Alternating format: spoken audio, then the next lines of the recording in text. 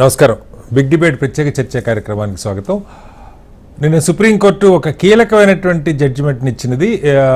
విడాకులు తీసుకున్న పక్షంలో ముస్లిం మహిళలకి 125 సిఆర్పిసి కూడా అప్లికబుల్ అవుతుంది. 1986 ముస్లిం మహిళల వివాహ హక్కుల చట్టమే కాకుండా ఖచ్చితంగా 125 సిఆర్పిసి కూడా వాళ్ళు ఉపయోగించుకోవచ్చు అని చెప్పి ఒక స్పష్టమైన భరణం పొందే విషయంలో వాళ్ళకి ఆ హక్కు ఉన్నది. 125 సిఆర్పిసి ఖచ్చితంగా మతాలకు అతీతంగా ఒక సెక్యులర్ సెక్షన్గా సుప్రీంకోర్టు అభివర్ణించింది. గతంలో ఎవరైతే ట్రిపుల్ తలాక్ ద్వారా విడాకులు పొందున్నారో వాళ్ళంతా కూడా ఈ 125 సిఆర్పిసి కింద వాళ్ళు భరణాన్ని కోరవచ్చని, అలాగే మహిళల హక్కులకు సంబంధించి ముఖ్యంగా భార్యకి సంబంధించినటువంటి ఆర్థిక పరిపుష్టత కలిగించాల్సింది భర్త యొక్క బాధ్యత అని చెప్పి ఇద్దరు సుప్రీంకోర్టు జడ్జిలు విడివిడిగా జడ్జిమెంట్లు ఇచ్చారు.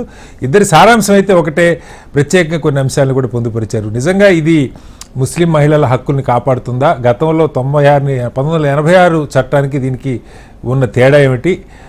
దీన్ని కొద్దిమంది స్వాగతిస్తున్నారు, కొంతమంది వ్యతిరేకిస్తున్నారు. వాటి వెనుక ఉన్న కారణాలు ఏమిటని దాని మీద ఇవాళ బిగ్ డిబేట్లో చర్చను చేపట్టాం. చర్చలో మనతో పాటు బిందు నాయుడు గారు, హైకోర్టు సీనియర్ అడ్వకేట్, వారు మనతో ఉన్నారు. అలాగే ఫారూక్ సిబ్లీ గారు, ప్రెసిడెంట్ మైనారిటీ హక్కుల పరిరక్షణ సమితి, వారు కూడా మనతో ఉన్నారు. మరి కాసేపట్లో దేవి గారు, ప్రముఖ మహిళా ఉద్యమకారిని, వారు కూడా మనతో జాయిన్ అవుతారు. ముందుగా బిందు నాయుడు గారు నమస్కారం. నమస్కారం అండి. బిందు గారు చెప్పండి, ఇది అంటే చాలా మంది చెప్పటం ఇది అంతకుముందు ఉన్న జడ్జిమెంటే ఏదో మళ్ళీ కొత్తగా, అంటే ఏదో ఒక కేసు ఐ థింక్ సాదిక్ అనే ఒక వ్యక్తి వెళ్ళిన తర్వాత మళ్ళీ కోర్టు దీన్ని రీట్రేట్ చేసింది అనుకోవాలా? లేదు సారీ, ఒక్క నిమిషం, మీ వాయిస్ ఎటో వెనక్కి వెళ్ళిపోతానండి. I'm sorry. ఇప్పుడు నా వాయిస్ మీకు వినపడుతుందా బిందు గారు? వినపడుతుంది, కానీ సడన్ గా ఎటో వెనక్కి వెళ్తున్నట్టు అనిపిస్తా ఉంది. ఇట్ ఈస్ నాట్ క్లియర్ అప్పుడప్పుడు. సారీ. ఓకే, మీరు చెప్పండి, ఈ చట్టం గురించి మీరు ఏమనుకుంటున్నారు, ఈ కోర్టు తీర్పు గురించి?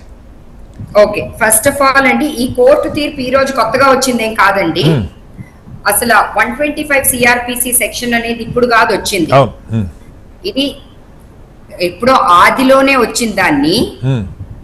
ఎందుకంటే ఇప్పుడు మీకు మన దేశంలో వీఆర్ సెక్యులర్ కంట్రీ అండి. ఎవరు ఏ మతాన్ని కావాలన్నా వాళ్ళు పాటించవచ్చు. అందరికి పర్సనల్ లాస్ ఉన్నాయి. ఈ మతము అనేది ఒక పర్సనల్ లా కింద వస్తుంది. పర్సనల్ లాస్ అనేవి మతాన్ని బట్టి మారుతుంది.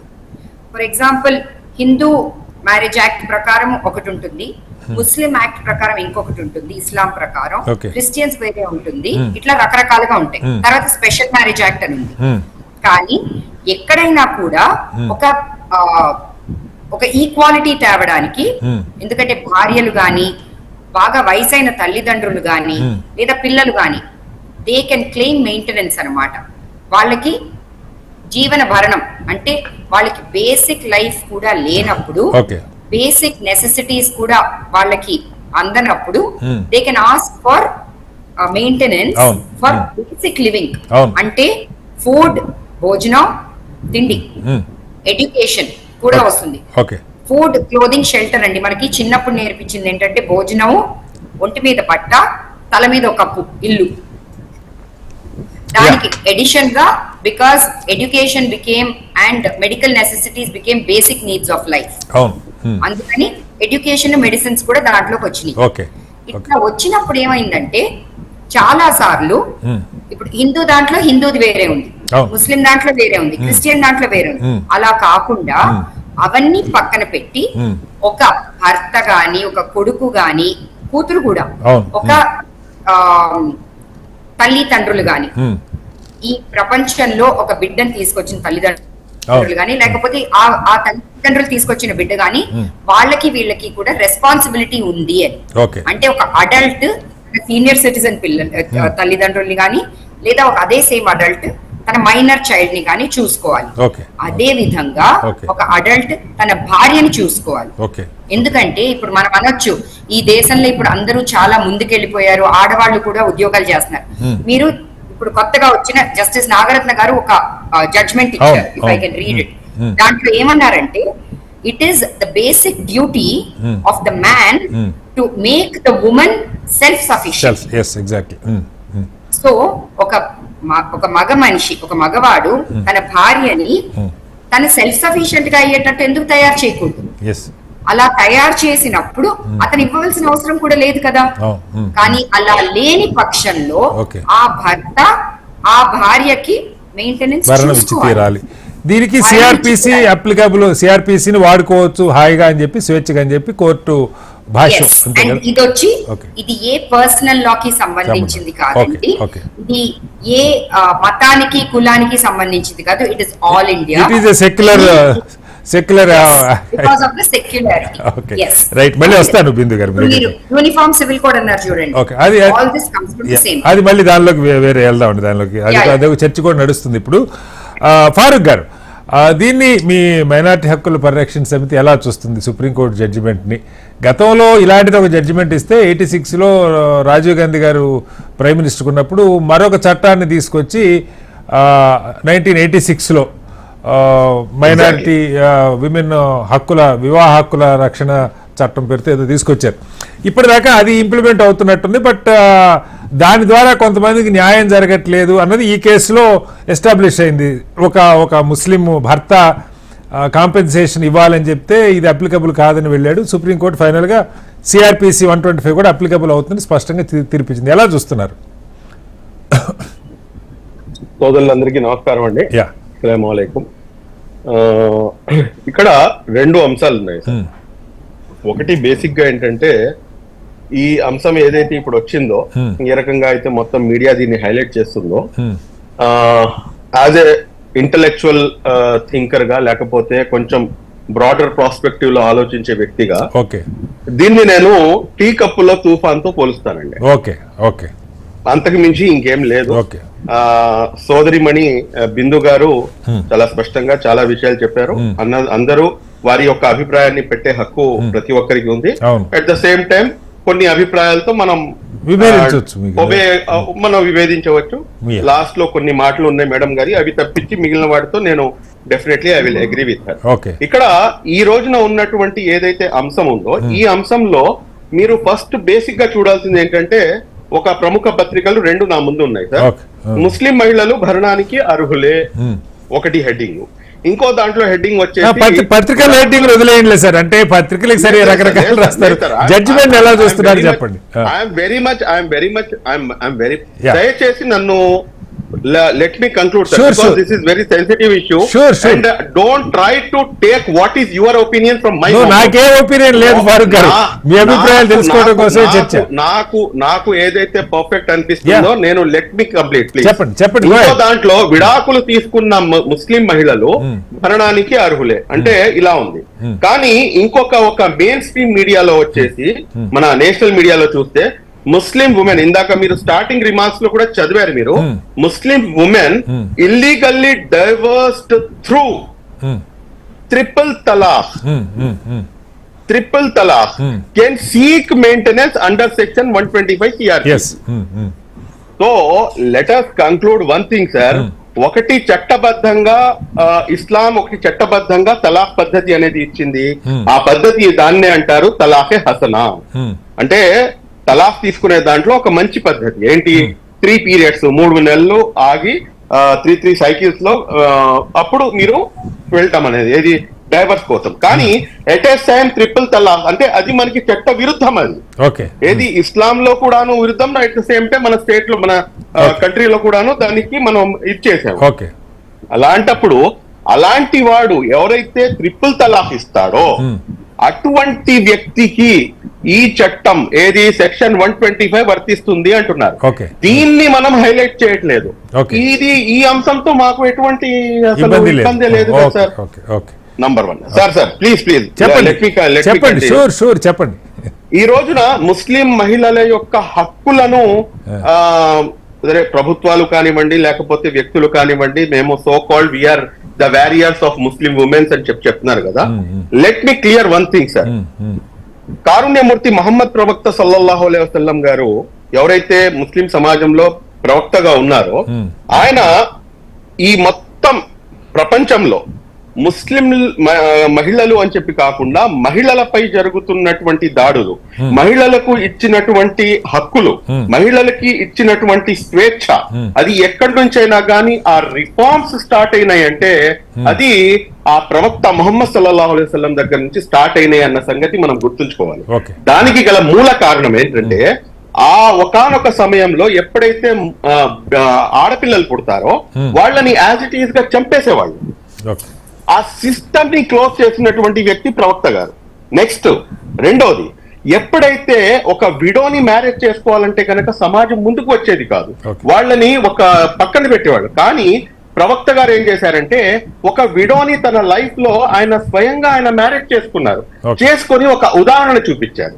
దాని తర్వాత ఈ రెండు అంశాలు నేను ఎందుకు చెప్పానంటే ఈ అంశంలో మీరు ఏదైతే భరణం అన్న మాట ఏదైతే వస్తుందో దీంట్లో మీరు చూసుకుంటే కనుక ఎప్పుడైతే ఒక ఇస్లాం పరంగా ముస్లిం ఉమెన్ మ్యారేజ్ చేసుకుందండి, మ్యారేజ్ చేసుకున్న తర్వాత తనంతట తాను she wants to get divorce, అప్పుడు తన దగ్గర ఉన్నటువంటి ఆప్షన్ ఏంటంటే హులా, అంటే ముస్లిం ఉమెన్ డిమాండ్ చేస్తే కనుక దాన్ని హులా అంటారు.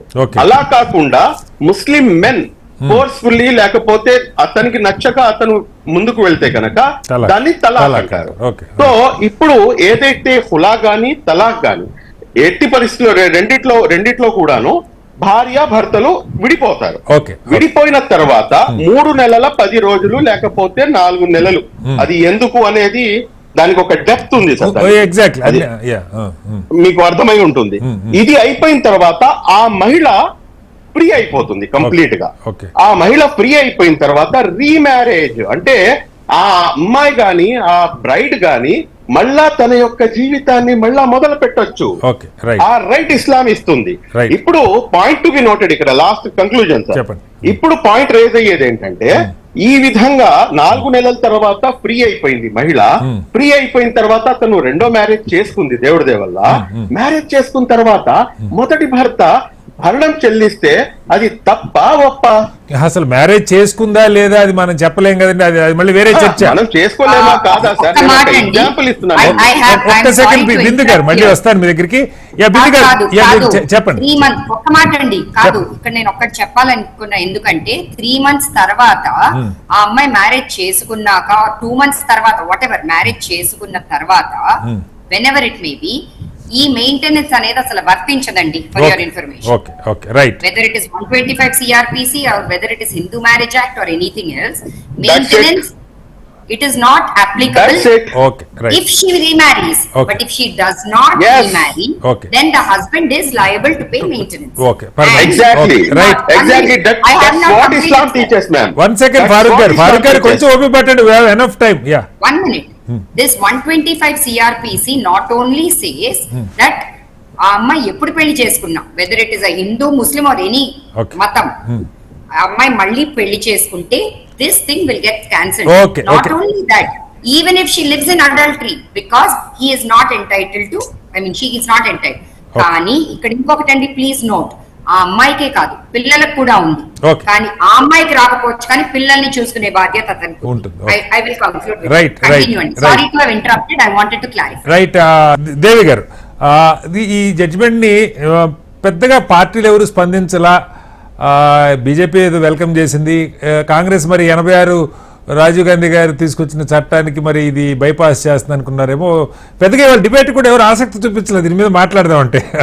కారణం ఏంటో నాకు తెలియదు, మీరు చెప్పాలి. అంటే ఇది కోర్టులు అల్టిమేట్లీ సుప్రీంకోర్టు ఇచ్చిన జడ్జిమెంటు. దీనికి 86లో రాజీవ్ గాంధీ గారు ప్రధానిగా ఉన్నప్పుడు తీసుకొచ్చిన చట్టానికి ఏమన్నా అంటే ఇదే సూపర్ సీడ్ చేస్తుంది అనుకోవాలా? కోర్టు అయితే చెప్పింది అది ఒకదానికొకటి సపోర్ట్ చేసుకుంటే తప్పితే పెద్ద ఇబ్బంది కూడా లేదని. బట్ ఎందుకు ఈ కేసులో వాదించిన ముస్లిం భర్త CRPC 125 అది అప్లికబుల్ కాదు అని ఆర్గ్యూ చేశాడు? ఎందుకు అసలు రెండింటికి ఏమన్నా మీరు ఆ డిఫరెన్స్ ఏంటి ఏం చెప్పగలుగుతారు? అక్కడ లాయర్ గారు ఉండగా నేను లా గురించి చెప్పండి. ఒక విషయం ఏంటంటే ఇది బ్యాక్ టు బేసిక్స్ లాగా ఉంది. అంటే 85లో షాబానో కేసులో సుప్రీం కోర్టు ఖచ్చితంగా ఇదే జడ్జిమెంట్ ఇచ్చింది. షీఈస్ ఎలిజిబుల్ టు మెయింటెనెన్స్, ఆమె భరణానికి అర్హురాలు, తప్పకుండా ఇవ్వాలి. షాబాను తను చాలా ఓల్డ్ విమెన్, కానీ వాళ్ళు ఆర్గ్యూ చేశారు షరియత్ ప్రకారం ఈమెకి భరణం ఇవ్వాల్సిన అవసరం లేదు అవును అని. అవును despite that supreme court said she is eligible for maintenance. Okay దీన్ని ఇప్పుడు మీరు దీని గురించి ఎవరు మాట్లాడట్లేదు ఏంటన్నారు. ఇక్కడ అన్ఫార్చునేట్లీ హిందూ విమెనా, ముస్లిం విమెనా, క్రిస్టియన్ విమెనా పక్కన పెడితే okay all the women's and all the religions have become a part of political game. Okay okay ఇప్పుడు ఎలక్షన్స్ అయిపోయినాయి కాబట్టి మళ్ళీ ఎలక్షన్ కి ఏదన్నా రెచ్చగొట్టాల్సిన విషయం వచ్చే వరకు వాళ్ళు ఎవరు వీటి గురించి వీటన్నిటిని అలా రిజర్వ్ అస్త్రాలు అలా పెట్టుకుంటారంటారా? రిజర్వ్ గా పెట్టుకుంటారు. పెట్టుకునే ఆ తర్వాత ఎక్కడ ఎవరు ఏం చేస్తారు అనేది చూసి దాని నుంచి ఎపీజ్మెంట్ పాలిటిక్స్ అని మొదలు పెడతారు. సరే, అదొక భాగం. ఇప్పుడు మీరు చూసారు ప్రతి ఒక్కటి ఎట్లా హిజాబ్ దగ్గర నుంచి ప్రతి ఒక్కటి ఎట్లా పొలిటికల్ ఇష్యూ అయిందో, ట్రిపుల్ తలాక్ ఎట్లా పొలిటికల్ ఇష్యూ అయిందో మనం చూసాం. బట్ 86 లో ఇఫ్ ఐ రిమెంబర్ కరెక్ట్లీ, మేము చాలా చిన్నపిల్లలమే అప్పుడు. I think first book I translated was about Shah Bano case.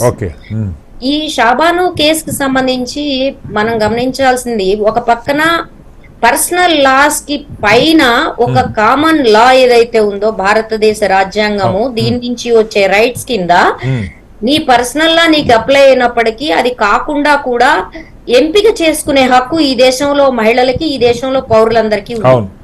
ఈ దేశంలో ఏ మతానికి చెందిన వాళ్ళైనా వాళ్ళు ఈ దేశ పౌరులు అనే విషయం మర్చిపోకూడదు. సో పౌరులందరూ, అది స్పెషల్ మ్యారేజ్ యాక్ట్ కావచ్చు, లేకపోతే మెయింటెనెన్స్ యాక్ట్ కావచ్చు, లేకపోతే డొమెస్టిక్ వైలెన్స్ యాక్ట్ కావచ్చు, దీంట్లో దేని కిందకైనా సివిల్ లాస్ కింద వాళ్ళు వెళ్ళొచ్చు. Criminal laws of course they have to, civil laws కింద కూడా వాళ్ళు ఎంపిక చేసుకునే హక్కు వాళ్ళకు ఉంది.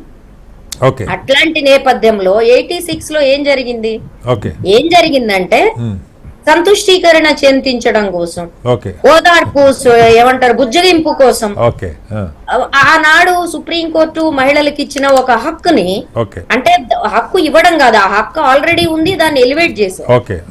ఆ ఎలివేట్ చేసిన దాన్ని మళ్ళీ వెనక్కి నెట్టి పార్లమెంట్ లో ఉంది కాబట్టి ఖచ్చితంగా ముస్లిం స్త్రీల ప్రయోజనాలకు విరుద్ధమైన చట్టాన్ని తీసుకొచ్చారు. No doubt about it.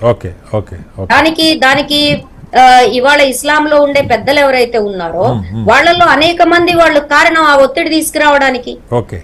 రెండోది, ఇవాళ షరియత్ గా భారతదేశంలో చెప్పుకుంటున్నది ఏదైతే ఉందో, ఇది ఏ షరియత్ ని వీళ్ళు పాటిస్తున్నారు? ఒరిజినల్ షరియత్ లో లేని, ఒరిజినల్ షరియత్ లో అనేక అభ్యుదయకరమైన అంశాలు ఉన్నాయి మహిళలకు సంబంధించి. కానీ ఇక్కడ ప్రాక్టీస్ లో వచ్చేటప్పటికి చాలా అసలు ఏ దేశంలో లేనంత బ్యాక్వర్డ్ షరియత్ లాస్ ని ఎవరి బుర్రలోకి వాళ్ళు వస్తే వాళ్ళు చెప్పేసే పరిస్థితి, దాన్ని వ్యాఖ్యానించే పరిస్థితి ఈ దేశంలో ఉంది. వాళ్ళకి నచ్చింది తీసుకుంటున్నారండి. People are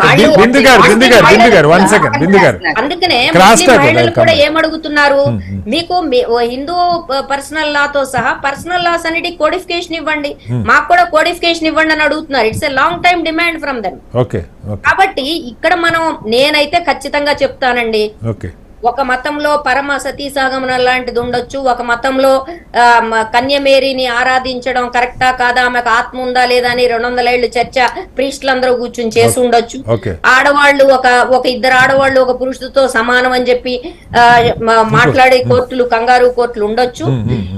ఏమున్నప్పటికీ women are humans. వాళ్ళకి మనుషులకు ఉండే అన్ని రకాల హక్కులు ఉంటాయి. ఏ రకమైన మతమైనా కావచ్చు. నిర్దర్శనంగాను నిష్కర్షగాను ఈ మతాలు చెప్పే ఆంక్షల్ని స్త్రీల మీద తిరస్కరించాల్సిన అవసరం ఉంది. మహిళలు కావచ్చు, అది రాజ్యాంగం హక్కుని ఎన్షూర్ చేసింది. You can reject it, you can choose అని చెప్పి. కాబట్టి ఇవాళ దాన్నే హైలైట్ చేస్తూ ఆవిడ ఇంకో అడుగు ముందుకెళ్ళింది. ఎందుకంటే మన దేశంలో విమెన్ ఎంప్లాయబిలిటీ అనేది భయంకరంగా ఉంది. హోమ్ మేకర్స్ పేరు మీద మీరు స్త్రీ ఇంట్లో చేసే పనికి విలువ లేదు. There is no value at all. It is invisible. ఆమె కనపడదు, అదృశ్యమైన మనిషి. కాబట్టి ఈ చాకరీ, పిల్లల్ని కనటం కూడా ఒక పనండి. పిల్లల్ని కనడం కూడా అది ఒక పని. ఆమె శక్తి సామర్థ్యాలన్నీ, ఆమె శరీరం అంతా కుంగి కృషించిపోయే పని. ఇది కేవలం పర్సనల్ విషయం కాదు. స్త్రీలు పిల్లల్ని కంటం అనేది డెమోగ్రాఫిక్ డివిడెంట్ కింద ఒక దేశానికి సంబంధించిన విషయం. కాబట్టి యూసీ చాలా దేశాల్లో పిల్లల ఫర్టిలిటీ రేట్ ఇంక్రీజ్ చేయడం అనేది గవర్నమెంట్లు వాళ్ళ బాధ్యతగా తీసుకొని అవును. They are providing for it. అవును. Maternity 1 year paternity Leave leave తో పాటు అనేక సౌకర్యాలు కలగజేస్తున్నారు. ఇక్కడ మనకి 2 లక్షణాలు ఉన్నాయి, అది మతం ఏదైనా కావచ్చు. ఓకే. పిల్లల పెంపకంలో గాని ఇంటి విషయంలో గాని అదంతా ఆడోళ్ల పని అని వాళ్ళని ఎత్తిన పడేసి వీళ్ళు బయట సంపాదిస్తున్నాం అని చెప్పి మీసాలు తిప్పుకుంటూ ఉంటారు. ఇక్కడ నువ్వు ఇంట్లో స్త్రీ అంటే యునిసెఫ్ లెక్కల ప్రకారం ఇంట్లో బయట మగవాడు 8 గంటలు డ్యూటీ చేసి సంపాదిస్తే ఇంట్లో మహిళ గృహిణిగా చెప్పుకునే హోమ్ మేకర్ అని నాగరత్న గారు అన్నారు. హోమ్ మేకర్ గా ఉండే ఆమె 11 hours పనిచేస్తుంది. అంటే నీ డ్యూటీ కంటే 3 ఎక్కువే. కాబట్టి ఇది ఇంకా మీరు వర్కింగ్ విమెన్ కి వెళ్తే 16-17 hours. Employee regular salaried employee దగ్గరికి వెళ్తే మీరు అది 14-15 hours ఉంటుంది. కాబట్టి విమెన్ డబుల్ డ్యూటీ చేస్తుంది. ఈ డబుల్ డ్యూటీ చేయడం వల్లనే నువ్వు ఉద్యోగానికి వెళ్ళగలుగుతున్నావు అనే బేసిక్ ఎకనామిక్స్ ఈ దేశంలో ఈ మేషో సమాజానికి ఎవరు చెప్పడం లేదు. ఓకే, అందుకని వాళ్ళ నాగరత్న గారు చెప్పిన దాంట్లో నాట్ జస్ట్ భరణానికి సంబంధించి చెప్పలేదు ఆవిడ ఏమన్నారంటే నువ్వు ఏదైతే సంపాదిస్తున్నావో ఈ సంపాదన నీ ఒక్కడిది కాదు అని చెప్పింది ఆవిడ. ఇద్దరు సెల్ఫ్ సస్టైన్ చేయాలి విమెన్ అని కూడా. స్త్రీ పని చేస్తేనే నువ్వు వెళ్తున్నావు అంటే half of your salary belongs to women, your better half అని చెప్పింది ఆవిడ.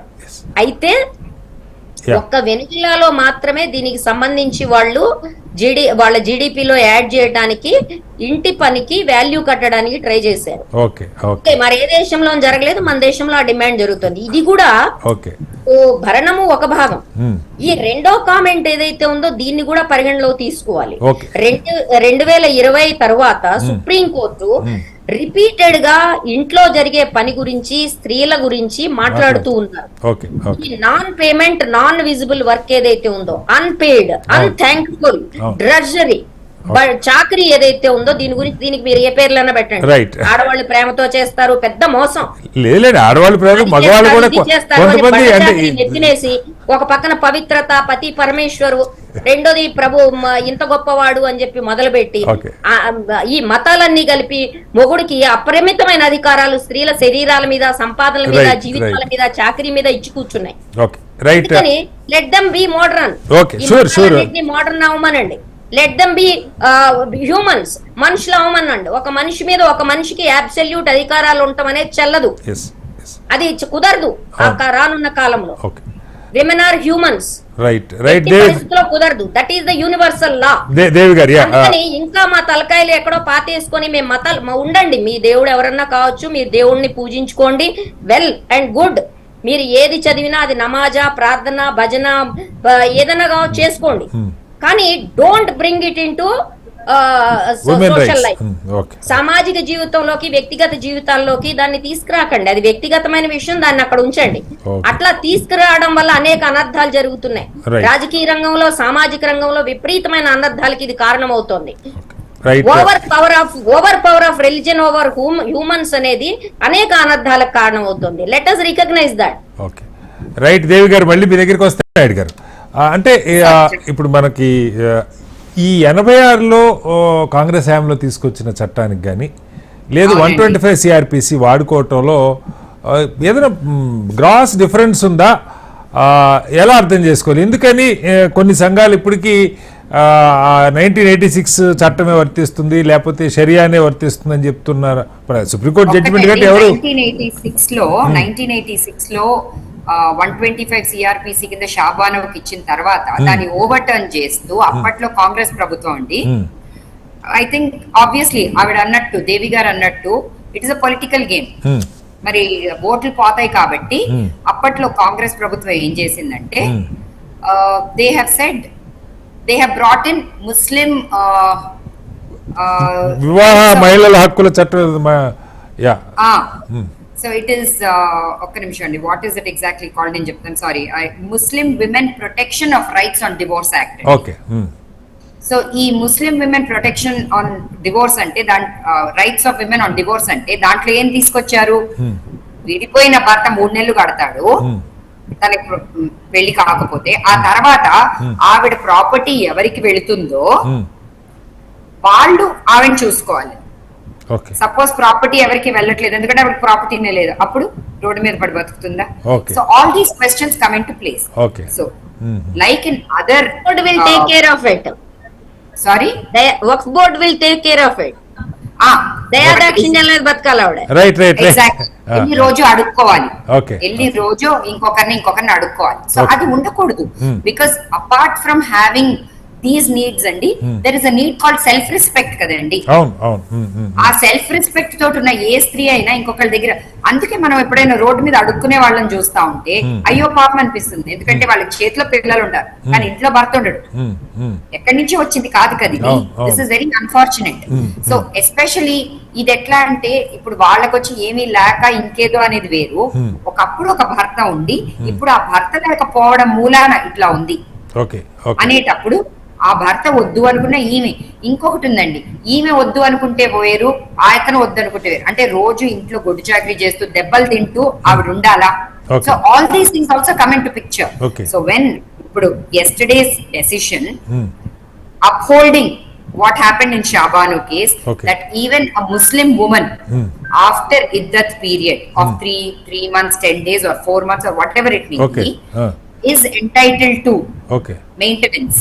భర్త చూసుకోవాలి, తనే డైవర్స్ కోరుకున్నా కూడా ఆ మెయింటెనెన్స్ కి షీ ఇస్ ఎంటైటిల్డ్ చేయాలి కదా. అంటే ఎందుకు కోరుకుంది అని ఇప్పుడు అందుకే నేను ఇందాక అన్నాను, దేవి గారు అన్నారు అడల్టరీ అనే మాట వాడొద్దు అని. కానీ this is what it is అండి. కండిషన్ ఏంటి? ఆవిడ వద్దు అనుకుని వెళ్ళిపోతే వితౌట్ ఎనీ వ్యాలిడ్ రీజన్ అనేది ఒకటి ఉంది అక్కడ, with in courts, without any valid reason. అంటే నాకు అతను నచ్చలేదు, లేదు నాకు వేరే వాళ్ళు ఇష్టము, లేదా వాట్ ఎవర్, కానీ క్రూయల్టీ ఉంది అనుకుందాం, అతను కొడుతున్నాడు, చూసుకోవట్లేదు. ముస్లిమ్స్ దాంట్లో ఇంకొకటి కూడా ఉంది కదండి, నేను ఎగ్జాక్ట్ గా చెప్పలేకపోగలను, మన ఫ్రెండ్ చెప్తారు ఇక్కడ. బట్ దాంట్లో ఇంకోటి ఏంటి, ఒక ముస్లిం మగతను రెండో పెళ్లి చేసుకోవాలంటే ఫస్ట్ వైఫ్ పర్మిషన్ తీసుకోవాలి. ఫస్ట్ వైఫ్ పర్మిషన్ తీసుకోకుండా 2, 3, 4 చేసుకోవడానికి లేదు. That is what it is. ఇందాక అన్నట్టు షరియత్ లో చాలా రూల్స్ ఉన్నాయి. సపోజ్ అతను తీసుకోలేదు, ఆమెకు అది ఇష్టం లేదు, అయినా భరించాలా? అక్కర్లేదు. ఎగ్జాక్ట్లీ. అయినా పడాలా? మరి అట్లా కాదు అనుకుని బయటకు వెళ్ళినప్పుడు ఆమెకి రైట్స్ ఉంటాయి. నేను అందుకని అడుగుతున్నాను, just make our I'm just questioning the whole premise of this thing కదా. that ఒక స్త్రీ ఒక పెళ్లి నుంచి బయట విడిపోయింది అంటే దానికి 100 లక్షలు ఉండొచ్చు. Only 1 of them could be or 2 of them could be ఆమెకి ఇంట్రెస్ట్ లేదు, ఎందుకంటే అతనికి ఆమె నచ్చలేదు. కానీ ఎందుకు నచ్చలేదు అనే దాంట్లోకి వెళ్తే is it valid or not? so without valid reason or is living in adultery, ఇది రెండు తప్పిస్తే he has the duty, he is duty bound. అతని బాధ్యత, ఆవిడకి భరణం ఇవ్వడం బాధ్యత, పిల్లలకి ఇవ్వడం బాధ్యత అనేది ఉంది. Across the country what ever be your religion. మళ్ళీ వస్తాను బిందు గారు మీ దగ్గరికి. ఫారూక్ గారు, ఇక్కడ ఒక మతం అని కాదు, సరే మనం చరిత్ర శతాబ్దాలు గడిచిపోతుంది, అన్ని మతాల్లో మహిళల్ని ఒక దేవి గారు అయితే 2 గంటలు చెప్పగలరు దాని మీద, ఒక వస్తువుగా లేకపోతే ఒక స్వేచ్ఛ అక్కర్లేని ఒక టూల్గా చూసిన చరిత్ర చాలా ఉంది. కొన్ని మతాలు ఇంకొంచెం ఎక్కువ ఉండొచ్చు, తక్కువ ఉండొచ్చు, దానిలోకి వెళ్ళట్లా, మనుస్మృతి అదే లేకపోతే ఇంకొకటి అదే కావచ్చు. అయితే ఇవాళ కోర్టు చెప్పింది ఎవరి మీద వేరే పెళ్ళి అయితే అక్కర్లేదు, ఇవ్వక్కర్లేదు, వేరే పెళ్ళి కాకపోతే పెళ్లి చేసుకుంటారో లేదా అది వేరే చర్చ, ఎవరైతే హస్బెండ్ ఉన్నాడో అతను ఇవ్వాలి అన్నది. ఇక్కడ ఇంకొక మాట కూడా దేవి గారు చాలా స్పష్టంగా చెప్పారు. అంటే కొన్నిట్లో వ్యక్తులు కాదు, పురుషుడికైనా మహిళకైనా సివిల్ లాస్ ఎంచుకునేటువంటి మతపరమైనటువంటి పర్సనల్ లాసే కాకుండా రాజ్యాంగం ఇచ్చినటువంటి వాటిని కూడా, ఇప్పుడు స్పెషల్ మ్యారేజ్ యాక్ట్ లాంటిది, ఆ యాక్ట్ కింద కూడా పెళ్లి చేసుకోవచ్చు, నాకు మా ఈ పర్సనల్ లా ఇష్టం లేదనుకుంటే. సో ఇలాంటి వెసులుబాట్లు ఒక మోడర్న్ కంట్రీగా మనం తీసుకుంటున్నాం.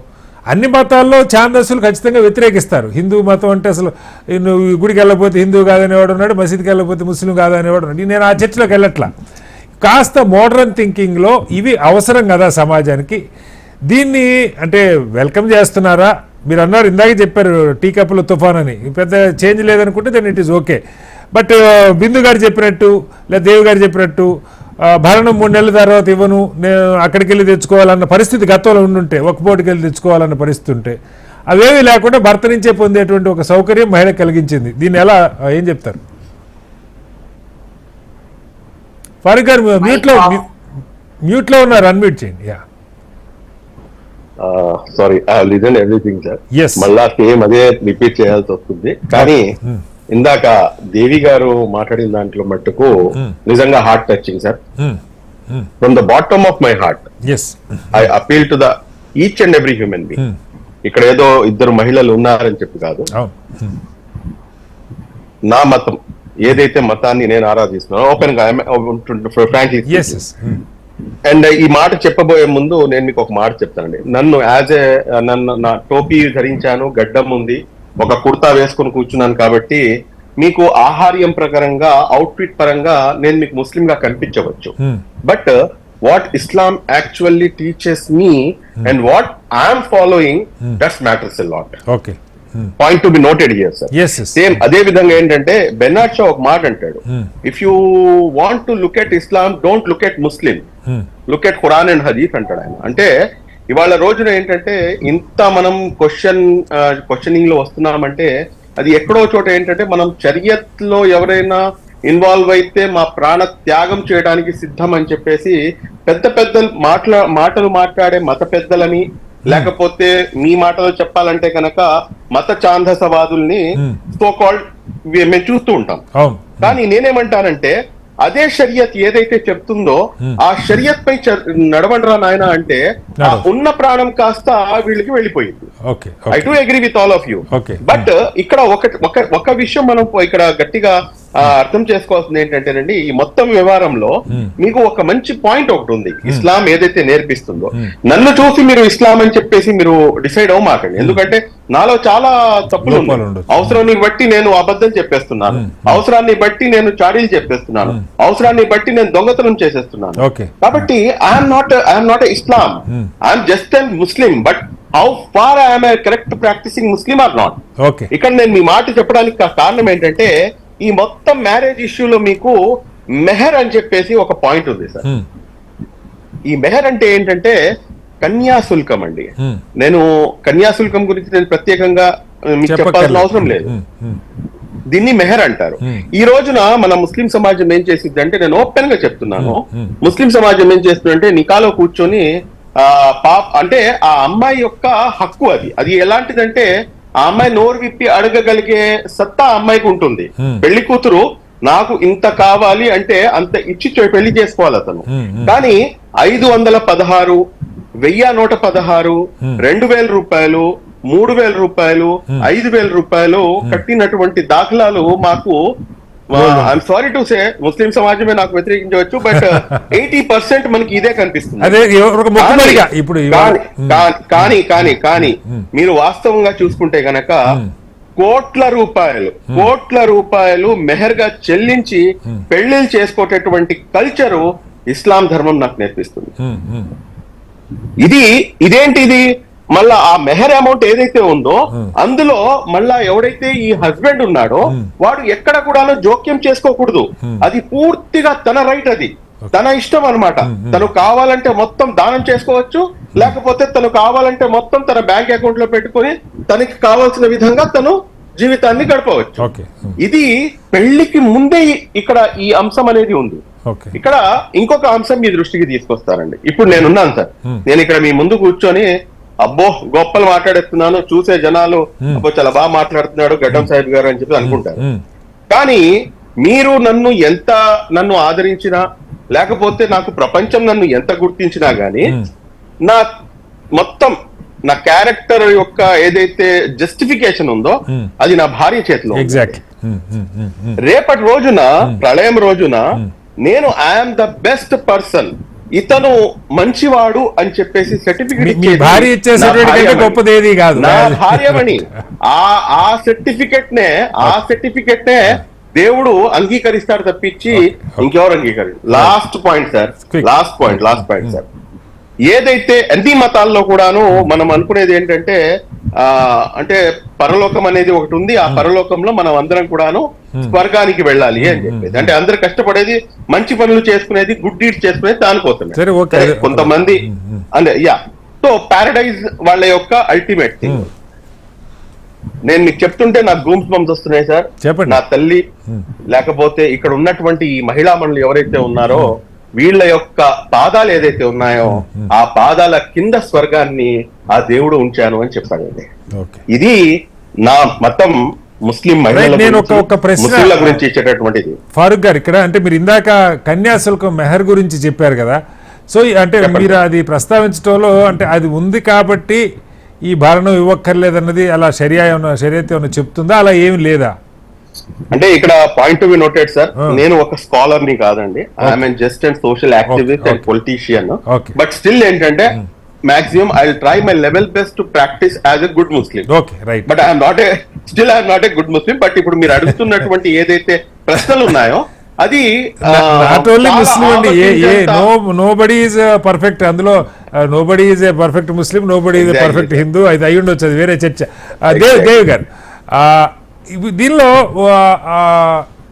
వ్యతిరేకత వచ్చే పరిస్థితి కానీ లేదంటే ఈ చట్టం 125 సిఆర్పిసి సీరియస్గా ఇంప్లిమెంట్ చేసుకుని, ఎందుకంటే ఇల్లీగల్గా ట్రిపుల్ తలాక్ ఇందాక ఫారూక్ గారు కూడా కోట్ చేశారు, ఏదైతే చట్ట వ్యతిరేకమో ఆ టైం ఇవ్వకుండా చాలామందికి మొన్నటి దాకా అందరూ ఆలోచన ఏంటంటే 3 సార్లు ఫోన్లో తలాక్ అంటే అయిపోయిందన్న భ్రమలోనే ఉన్నారు. అదే నిజం అనుకొని చాలామంది నమ్ముతూ ఉన్నారు కూడా. బట్ అలా ఏదైనా ఇల్లీగల్గా తలాక్ చెప్పుంటే వాళ్ళందరూ కూడా క్లెయిమ్ చేసుకోవచ్చు అంటారని సమాజం ఎలా, అంటే ముస్లిం సమాజం ఎలా రిసీవ్ చేసుకునే అవకాశం ఉంది? చూడండి, అది ముస్లిం సమాజమా హిందూ సమాజం అనేది పక్కన పెట్టండి, నేను మళ్ళీ చెప్తున్నా, దాంట్లో తేడాలు ఉండొచ్చు. ఇప్పుడు ఉదాహరణకి ఇస్లాం ఉందనుకోండి, తండ్రి పైతృక ఆస్తిలో వాటా కల్పించిన షరియత్తు ఉంది, భర్త ఆస్తిలో వాటా కల్పించిన షరియత్తు ఉంది, ప్రాపర్టీ రైట్ ఇచ్చిన షరియత్తు ఉంది. రెండో వైపున మనకు తెలుసు 56లో అంబేద్కర్ రాజీనామా చేయడానికి కారణం ఏంటి? హిందూ మితవాదులు ప్రాపర్టీ రైట్ ఉమెన్ కి ఇవ్వకపోవడమే కదా కారణం. అది రావడానికి మనకి 2005 చట్టం రావాల్సి వచ్చింది. ఇప్పటికి కూడా తండ్రి ఆస్తిలో సమాన వాటా చట్టం తప్ప పెళ్ళైన తర్వాత సంపాదనలో సమాన వాటా లేదు ఆడవాళ్ళు, ఇద్దరు కలిసి సంపాదించిన దాంట్లో సమాన వాటా లేదు ఆడవాళ్ళకి. కాబట్టి ఏ చట్టాలు స్త్రీలని ఏమీ లేకుండా చేశాయి అనేది మనం ఆలోచించాలి. A personal laws, personally speaking I'm against personal laws. సో ఇక్కడ నేను చెప్పదలుచుకుంది ఏంటి అంటే, అన్ఫార్చునేట్లీ ఇవాళ నేను మళ్ళీ స్పష్టంగా చెప్పదలుచుకున్నాను, అన్ని పర్సనల్ రాసు దే ఆర్ ఎగనెస్ట్ విమెన్. స్త్రీని ఒక ఆస్తిగా పరిగణించి భర్త యొక్క పెత్తనానికి స్త్రీలను అప్పచెప్పినవే పర్సనల్ లాస్ అని. చాలా మంది పర్సనల్ లాస్ అనగానే క్రిస్టియన్ పర్సనల్ లా, ముస్లిం పర్సనల్ లా అనుకుంటారు.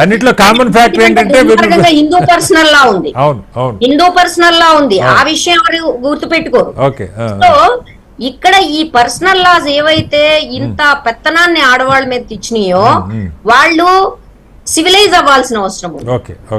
నేను అంటుంది అది సివిలైజ్ అవ్వడంలో మొట్టమొదటి విషయం ఏంటి అంటే, ఇప్పుడు షాబానో కేసు మీరు చెప్పారు, ఆయన మెహర్ కి సంబంధించిన ప్రతిపాదన చెప్పారు. అవును, మెహర్ ఒక మెహర్బానీ కింద మారిపోయింది. రెండోది, ఒకవేళ మెహర్ ఇచ్చినప్పటికీ దాని మీద కంట్రోల్ మళ్ళీ భర్త చేతిలోనే ఉంటుంది. దానివల్ల ఆమెకి సొంతంగా ఉండే ఇన్కమ్ ఏమి ఉండదు. అంటే ఆయన చెప్పటం, ఫారూక్ గారు చెప్పటం, అది భర్త కంట్రోల్ ఉండకూడదని షరియత్ చెప్తున్నారు. ప్రాక్టికల్ గా ఇవ్వరు, అదేదో టోకెన్ అమౌంట్ అంతేలేండి. అట్లా కాకుండా నిజంగా మెహర్ ని అనౌన్స్ చేసిన సందర్భంలో కూడా దాని మీద వచ్చే మొత్తం పెత్తనం అంటారు కదా, పవర్ ఆఫ్ డెసిషన్ భర్తకే ఉంటుంది ఒక భాగం. రెండో భాగం ఏంటంటే, నాకు గుర్తుండి షాబానోకి అప్పట్లో మెహర్ కింద ఇవ్వాల్సిన డబ్బులు కూడా ఖర్చు అయిపోయినాయి అని చెప్పి నెలకి 125 రూపాయలే పాపం సుప్రీంకోర్టు చెప్పింది ఆ భరణం. అది ఎక్కువ కూడా కాదు. ఆమె అప్పటికే 70 years ఓల్డ్. సో అంటే ఎంత అమానుషంగా ఉందో ఆ కేసు మీకు చెప్తున్నాను. సో ఇక్కడ అన్ఫార్చునేట్లీ మళ్ళీ చెప్తున్నాను నేను, ఈ ఇస్లాం మతం అనేది కంపారిటివ్లీ అది మోడర్న్ మతం, 7th century. దాని తర్వాత మనకి సిక్, 2 మేజర్ మతాలు ఉద్భవించాయి. అందులో ఒకటి ఇస్లాం, రెండోది మనకి సిక్. మీరు దీంట్లో ఇంకో విషయం, అది ఉద్భవించిన ప్రదేశాన్ని బట్టి కూడా దానికి సంబంధించిన చట్టాలు ఉంటాయి, దానికి సంబంధించిన నిబంధనలు ఉంటాయి. సో కాబట్టి సర్వకాల సర్వావస్థలకి మాకు సంబంధించిందే వర్తిస్తుంది అని దాంట్లో ఉన్న వాళ్ళు ఆరాధించే వాళ్ళు అనుకోవడంలో విచిత్రం ఏం లేదు.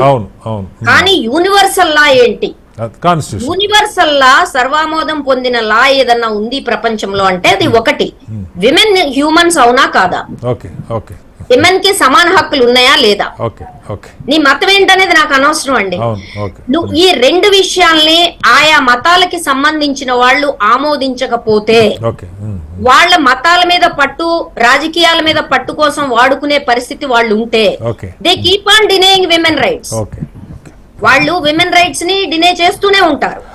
రైట్ అది ఒక రాజకీయాల్లో ఒక పాచిక్ గా మారుతుంది. Okay. చాలా సింపుల్ విషయం, మీకు నేను ఒక ఉదాహరణ చెప్తాను. చెప్పండి.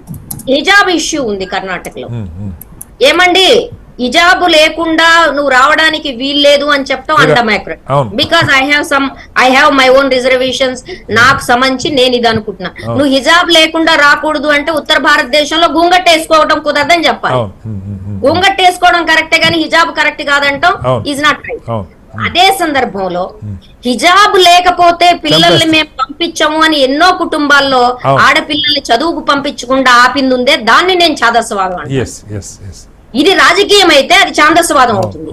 ఈ రెండింటిని నేను ఈక్వల్ గా నేను వ్యతిరేకిస్తాను. ఓకే ఎందుకంటే స్త్రీలకు సంబంధించిన బేసిక్ రైట్స్ ని ఈ రెండు డినే చేస్తున్నాయి. ఓకే ఇంకోటి కూడా గుర్తుపెట్టుకోవాలి, వెదర్ ఇట్ ఈస్ ఇస్లాం ఆర్ ఈ దేశంలో ఇవాళ ఉన్న రాజకీయ పరిస్థితుల్లో ప్రతి మతము గుర్తుపెట్టుకోవాల్సిన అంశం ఏంటి అంటే, మీరు ఎంత అప్డేట్ అయితే, ఎంత సమకాలీనతలోకి, ఎంత యూనివర్సలైజేషన్ ఆఫ్ హ్యూమన్ రైట్స్ లోకి మీరు రాగలిగితే ఓకే మీ మతం అంత నిలబడుతుంది. ఓకే మీరు ఎంత ఛాందస్వాదంలోకి, ఎంత వెనకబాటుతనంలోకి, ఎంత పెత్తందారి ఆధిపత్యం పట్టు నిలుపుకోవడానికి Perfect. ఆయా వర్గాల మీద మీరు వెళ్తారో, ముఖ్యంగా స్త్రీల మీద మీరు వెళ్తారో అంతగా మీ మతం ఛిద్రం అవుతుంది. ఓకే ఈ విషయం మతాధిపతులు అందరూ గుర్తించారు. రైట్ రైట్ దేవి గారు, ఆఖరిగా ఒక్కసారి బిందు గారు, ఇప్పుడు ఈ కాంటెక్స్ట్ లోనే ఇప్పుడు చాలా ఇలాంటివే కదా ఈ అవసరమైనవి, వివాహం, తర్వాత విడాకులు, దత్తత, వీటన్నిటికి సంబంధించి ఒక యూనిఫామ్ సివిల్ కోడ్ అనేది అవసరం. అది ఎప్పుడు వస్తుందా, ఎలా వస్తుంది అన్నది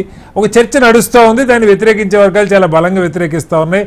అది సాధ్యమా, ఎంత తక్కువ అందులో పెట్టడానికి అవకాశం ఉంది, ఈ చర్చ నడుస్తుంది. దాని గురించి మీరు బ్రీఫ్గా చెప్పే ముందు బిందు గారు, అంటే దీనికి ఇది రకరకాల, అసలు ఈ చర్చ అనగానే ఇది రెండు పార్టీల కొట్లాట, ఒకళ్ళు కావాలని ఒకళ్ళు వద్దని, నిజంగా అసలు అలాంటిది అవసరమా, ఉంటే ఏ మేరకు ఉంటుంది, అది లేకపోయినా పర్వాలేదా, బ్రీఫ్గా ఏం చెప్తారు Bindu garu? First of all అండి, I want to answer one thing or rather address one thing అండి. Okay. ఫస్ట్ టైం ఏమన్నారు అంటే, దెర్ ఇస్ సంథింగ్ కాల్డ్ ఖులా అండ్ తలాక్ and post marriage 3 months she can start అనేది వచ్చింది. Now once she doesn't start ఏంటి అనేది question, which I already told in దాకా. What if she does not find another man? And ఇంకొకటి, every single time we are talking about she being dependent on another man. Devi garu అన్నట్టు is she a property? Exactly. ఇప్పుడు ఇంతకు మునుపు ఉండేదండి, దేవి గారు మీరు ఇందాక అన్నారు we have to change our terminology. Adultery అని దీంట్లో అసలు ఏముందంటే అండి, just to give you a brief to understand where the premise of how women are treated in the society, in the Indian society especially, is women are treated as property. For example adultery వచ్చినప్పుడు అండి, that case what it says is Bindu garu, కొంచెం నాకు time తక్కువ ఉంటుంది. మీరు ఈ common civil code కి సంబంధించి ఇది ఏదైనా రెలవెంటా, ఇప్పుడు జరుగుతున్న చర్చ, దాన్ని ఎలివేట్ చేసే అవకాశం? యూనిఫామ్ సివిల్ కోడ్ అనేదండి, it is very important in certain aspects. Devi garu అన్నట్టు you should be allowed to perform your wish ప్రకారం మీ రిలీజియన్. కానీ are we saying that women from say the Muslim community or Hindu community, whichever community, are able to do what they please, to behave and to act in life as they please? అది లేదు కదండి. Okay, you are not allowing. for example ఆవిడ అన్నట్టు గుంగట్టన్నా ఉంటది, తలన్నా మూసుకోవాలి, right? గుంగట్ లేకపోయినా ఇప్పుడు మార్వాడి వాళ్ళు తల కప్పుకోవాలి. ఈ రోజుల్లో ఆడవాళ్ళు ఏదో ముందుకెళ్తున్నారు కాబట్టి విమెన్ ఎంపవర్మెంట్ అంటున్నాం, కానీ మీరు ఆ ఆడవాళ్ళకి అసలు ఒక నాగరత్న గారు చాలా బాగా చెప్పారండి. First allow the women to be self sufficient, make her strong enough that she is able to maintain her self. అసలు బయటికి వెళ్ళి ఉద్యోగం చేయనిచ్చే వాళ్ళు ఎంతమంది ఉన్నారు ఈ రోజు కూడా? ఎంతమంది? అంత దూరం ఎందుకండి, అసలు లాయర్ కమ్యూనిటీలో ఎంత మంది ఆడవాళ్ళు ఫ్రీగా they are able to go and practise, complete చేస్తారు, but they are not allowed to do it. So First of all, I know I want to answer your question on that because of time constraint. Okay. But here, Okay. I'm talking not about just the uniform civil code. Okay, okay. Uniform civil code will come into picture when everybody is treated uniformly. Exactly okay You are not treating people uniformly. Okay. You treat them differently, and then you want to bring in a uniform civil code. Okay first of all allow people to do what they please. Okay. కర్ణాటకలో చేసింది తప్పండి, మీరు అది వేసుకుంటే లోపలికి రాకూడదు అనడం తప్పు. కానీ అట్ ద సేమ్ టైం అది వేసుకుంటేనే రావాలి అనేది exactly let people pick what they want, Okay. Whether it is Hindu or ముస్లిం, Okay. Whether it is India or Iran. కొన్ని చోట్ల ఏమంటున్నారు, మీరు ఇలాంటి బట్టలు వేసుకుంటే బయటికి రాకూడదు అంటున్నారు, ఎగ్జాక్ట్లీ ఇలా బట్టలు వేసుకోకపోతే రాకూడదు అంటున్నారు. అవును. మరి మగవాళ్ళకి అవన్నీ లేవే. Why is this kind of thing there only for women? ఇప్పుడు ఫారూక్ గారు మగవాళ్ళు కూడా అట్లాంటి రిస్ట్రిక్షన్స్ ఉన్నాయని చెప్తారు కానీ అవి ఫాలో కావాలా లేదనేది వాళ్ళ ఇష్టం. ఫైనల్గా ఫారూక్ గారు క్విక్గా ఒక విషయం చెప్పండి. అంటే ఇప్పుడు ఒక చర్చ నడుస్తుంది చాలా కాలంగా, ఈ యూనిఫామ్ సివిల్ కోడ్ అన్నది కొంత అవసరమా అని. దానిలో ఎక్కడ ఈవెన్ రాజ్యాంగం రాసినప్పుడు కానీ ఆ తర్వాత కానీ ఇలాంటి దానికోసం ఒక ప్రయత్నం చేయండి over a period of time ఉంది, కానీ పలానా రోజు కావాలని ఏం లేదు. అయితే దీని మీద ఎప్పుడు కూడా దేశంలో ఒక ప్రెజర్ లేకుండా ఫ్రీ చర్చ జరగల నాకు తెలిసి. అలా జరిగే వాతావరణం మనకు ఉండట్లేదు. బ్రీఫ్గా అసలు అలాంటి దానికి మీకు ఉన్న అభ్యంతరాలు ఏంటి అన్నది ఏమన్నా బ్రీఫ్గా అభ్యంతరాలా లేకపోతే మీరు వెల్కమ్ చేస్తారా? ఇది ఇవాళ అయిపోయేది కదా, జస్ట్ ఊరికే నేను ఒక పాయింట్ దీనికి అడుగుతున్నాను. ఇందాక నాకన్నా ముందు మాట్లాడిన లాయర్ గారు సోదరిమణి గారు చక్కగా యూనిఫామ్ ముందు అందరిని యూనిఫామ్ గా చూడండి అన్నారు. So she has given a beautiful answer for that. Okay. And at the same time మీరు కూడాను మాట్లాడుతూ మీరు ఒక మాట అన్నారు, ఒక పర్టికులర్ టైం ఇచ్చి అందరి కన్సర్న్ తీసుకొని Okay. అని చెప్పేసి రాజ్యాంగంలో బాబాసాహెబ్ అంబేద్కర్ గారు దాన్ని పొందుపరిచారు. కరెక్ట్ గా ఇప్పుడు దాకా ఎవరు కూడా అందరు 100% కన్సర్న్స్ అనేది అది కుదరని పని. బట్ స్టిల్ ఏంటంటే అందరినీ కన్విన్స్ చేయాలి. కానీ దీనికన్నా ముందు ఇంకా బాబాసాహెబ్ అంబేద్కర్ గారు ఇంకో 3-4 అంశాలు చెప్పున్నారు. వాటిపై మనం ముందు పనిచేసి దాని తర్వాత దీని మీద మాట్లాడదామండి. Okay. ఎందుకంటే ఇది పర్సనల్ లా. నేను ఇంట్లో 4 గోడల మధ్యలో జరిగేటటువంటి వ్యవహారం. పర్సనల్ అంటే ఒక్కళ్ళు కదా, మొత్తం ఆ సమాజానికి అంతటికి మీ ఒక్కళ్ళే. What ever it may B sir. But దానికన్నా పెద్దది అందరికి సంబంధించిన అంశాలు అనేకమైన ఉన్నాయి కదా, దాని గురించి ముందు పని చేయండి. ఎందుకని చెప్పేసి పర్టికులర్ గా దానిపై I think UCC is not at all required. మన ఏదైతే మన ఇండియన్ డెమోక్రసీ సిస్టమ్ ఏదైతే ఉందో ప్రతి 30 కిలోమీటర్లకి మాట్లాడే యాస మారిపోతుంది, 100 కిలోమీటర్లకి తినే అలవాట్లు మారిపోతాయి, ప్రతి 200 కిలోమీటర్లకి మీరు అసలు చాలా మీరు ఈ కంట్రీలోనే ఉన్నారా అన్నటువంటి ఒక ఇది వస్తుంది. కానీ భిన్నత్వంలో ఏకత్వం ఉంది. ఇన్ని సంవత్సరాలు నడుపుకుంటూ వచ్చిన దీన్ని మళ్ళీ మీరు ఏదో యూసీసీ అని చెప్పేసి I think not that much easy. Anyhow, this is my opinion. Devi garu ikkada I would like to add something here, sir. Please quick cheppandi Bindu garu. Personal law అనేదండి ఏదైనా వేరేగా బాగానే ఉంది, అది మనం మతం పాటించేంత వరకు. కానీ బ్రతికే దానికి పర్సనల్ లా అంటున్నారు చూడండి. ఐఎమ్ సారీ అండి, I do not agree with that. ఎందుకంటే ఆ అమ్మాయికి బ్రతకడానికి తెరువు లేకుండా వచ్చి డబ్బులు కావాలి అంటున్నప్పుడు మెయింటెనెన్స్ కి దాన్ని తీసుకొచ్చి మీరు పర్సనల్ లా ఇప్పుడు ఆ చర్చ అయిపోయింది. మనం ఇంకో పాయింట్ లోకి వచ్చేసాం. బిందు గారు నేను ఒకసారి దేవి గారు కంప్లీట్ చేయండి. I didn't interrupt you at all. Right.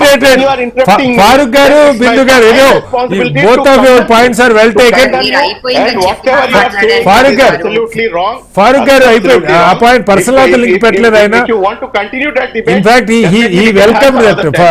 Bindu garu, he welcomed that. How many Muslim women will come and say we do not want this andi? Right. అక్కడికి వద్దండి ఆ చర్చ. నాది ఓన్లీ బిందు గారు ఇవాళ అలా చర్చ మనం చేయలేము. ఒకసారి దేవి గారు బిందు గారు ప్లీజ్ మెయింటైన్ డెకరం. ఒకసారి దేవి గారు చెప్పండి. కటారి గారు పర్సనల్ ఏ డొమెస్టిక్ వైలెన్స్ 4 గోడల మధ్య జరుగుతుంది. Is it personal? No, not at all.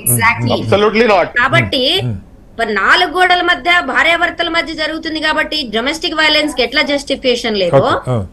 Livelihoods and right to life కి సంబంధించిన food and other amenities, basic amenities పొందడానికి నిరాకరించడం కూడా అట్లనే పర్సనల్ కాదు, పర్సనల్ లా అవును. ఒకటి. రెండోది బిఆర్ అంబేద్కర్ చెప్పినట్టుగా ఎస్ మిగిలినవన్నీ చేయాలి, సమాజంలో ఈక్విటీ తేవడానికి బిఫోర్ ఈక్వాలిటీ ప్రయత్నం చేయాలి కాదంటున్నా, కానీ ఆడవాళ్ళ ఇష్యూ ఆల్వేస్ ఎందుకు పోస్ట్ పోన్ చేయాలి? బాటమ్ ఆఫ్ ద లేడర్ ఎందుకు ఉండాలి? అది ఓకే. అది సైమల్టేనియస్ గా సమాంతరంగా ఎందుకు ఉండకూడదు? అంటే ఈ యూనిఫామ్ సివిల్ కోడ్ లో కేవలం దేవి గారు, యూనిఫామ్ సివిల్ కోడ్ లో కేవలం ఆడవాళ్ళకి సంబంధించిన అంశం ఒక్కటేనా, ఇంకా చాలా యూనిఫామ్ సివిల్ కోడ్ లో what I'm trying to say is family law is a huge issue, property law, inherent laws is a huge issue. కాబట్టి నీకు క్రిమినల్ లా అనేది ఇప్పుడు అందరికి యూనిఫామే కదండి. క్రిమినల్ లాలో నీవేమి నా స్పెషల్ పర్సనల్ లా ఉంది, నేను చంపేసినా పర్లేదు అనలేదుగా. అందుకని ఈ వారసత్వ హక్కులు, లేకపోతే పెళ్లి హక్కులు, లేకపోతే విడిపోయే హక్కులు, వీటికి సంబంధించి కూడా నీ మతాన్ని ఆచరించి నేను ఇట్లనే ఉంటాను అనే వాళ్ళు ఎవరైనా ఉంటే let them go. Remaining women whether they are Hindu ఛాందస్వాదులు యూనిఫామ్ సివిల్ కోడ్ కి పెద్ద వ్యతిరేకం. అమాయకులు ఇవాళ యూనిఫామ్ సివిల్ కోడ్ అంటే హిందూ పర్సనల్ లా అనుకునే అమాయకులు ఉన్నారు ఈ దేశంలో. అందుకని అది కాదు, uniform civil code is entirely different. మనం యూనిఫామ్ సివిల్ కోడ్ గురించి మాట్లాడుతున్నాము అంటే నాట్ జస్ట్ ఒక మిగిలిన వాళ్ళందరినీ మాట్లాడలేదు, ఒక universal rights for women and whoever are there, universal civilized modern laws గురించి మనం మాట్లాడుతున్నాం. మనకి టైం తక్కువ ఉంది. మొత్తానికి సుప్రీంకోర్టు జడ్జిమెంట్ ఏదైతే ఉందో మహిళల విడాకుల తర్వాత భరణం పొందడానికి 125 సిఆర్పిసిని సమంగా ఉపయోగించుకోవచ్చు, అది మోర్ సెక్యులర్ అని చెప్పింది. దాన్ని అందరూ వెల్కమ్ చేస్తున్నారు. అయితే దీని ఒక్కదానితోనే మహిళలకు ఉన్నటువంటి సమస్యలు తీరవు. మహిళను ఒక ఆస్తిగా, ఒక సొత్తుగా భావించినంత కాలం ఏ మతంలో అయినా సరే వాళ్ళకి సమాన గౌరవం, ఈక్వల్గా ట్రీట్ చేయనంత వరకు పూర్తి పరిష్కారాలు తెరావన్నారు. ఆ దిశగా ప్రభుత్వాలు అడుగులు పడాలని కోరుకుందాం. చర్చలో పాల్గొన్న ఫారూక్ గారికి, దేవి గారికి, అలాగే బిందు గారికి ధన్యవాదాలు. ఇది వాళ్ళ బిగ్ డిబేట్. మరోస్తే మళ్ళీ కలుద్దాం. అందరికీ నమస్కారం. సెలవు.